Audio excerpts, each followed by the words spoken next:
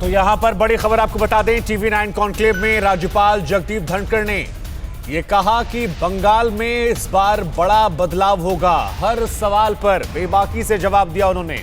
अलग अलग मसलों को लेकर सवाल पूछे गए, जिस पर कहा कि ममता मुझ पर अपने फैसले थोप नहीं सकती। साथ ही ये भी कहा कि ऐसा नहीं कि मेरी बातें मानी नहीं जाती या उनका अस्तित्व नहीं होता। मैं अपने कर्तव्य खुद करता हूं, जो बातें लगती है उसे मैं बेबाकी से रखता हूं।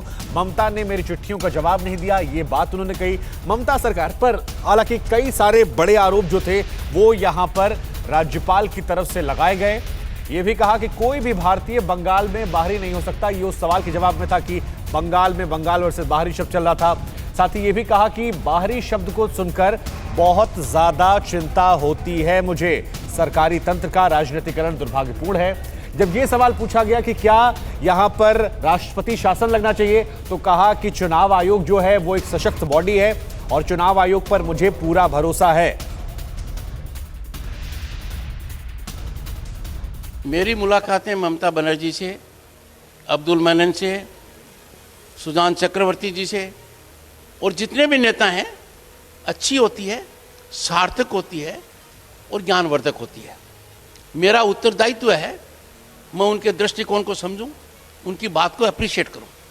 मैंने बहुत बार कहा है और खास तौर से मुख्यमंत्री जी को मैंने कहा है कि आपका हर शब्द मेरे पर बहुत बड़ा इंपैक्टफुल है।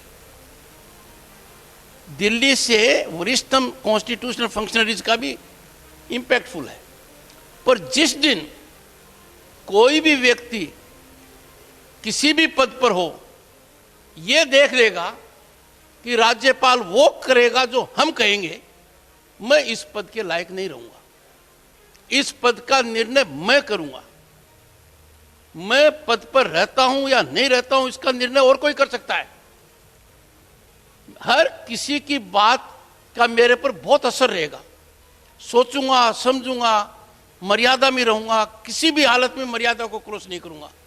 पर मेरा निर्णय जब और कोई कर लेगा या मेरे पर कोई निर्णय थोप सकता है, राज्य सरकार हो या कोई और, वो स्थिति में कभी नहीं आने दूंगा।